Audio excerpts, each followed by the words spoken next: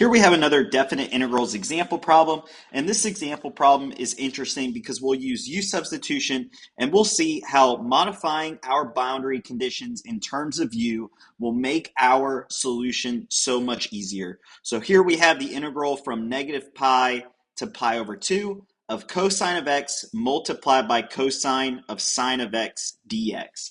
And the first step is we want to integrate this problem. So we'll use some u substitution where we'll let u equal sine of x, which is our inside term, and we can take the derivative to get du, or cosine of x dx. And so this is a very easy and simple u substitution. This will be our u term, this will be our du term. But before we do that, what we want to do is we want to change our boundary conditions, negative pi and pi over 2, into boundary conditions in terms of u. So you can see here, in order to do that, all we're going to do is plug in our boundary conditions in for our u.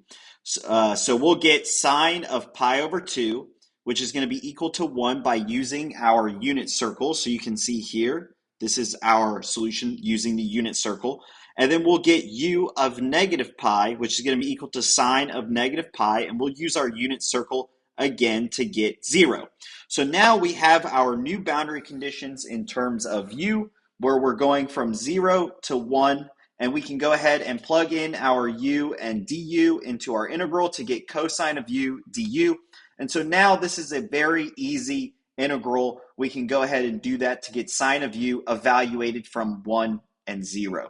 So the next step is we want to evaluate our solution at the boundary conditions. So all we have to do is plug in 1 for u and then subtract 0 for u. And so you can see here we get sine of 1 minus sine of 0, and we know that sine of 0 is equal to 0. And so our solution will be sine of 1, and you can see in our solution set.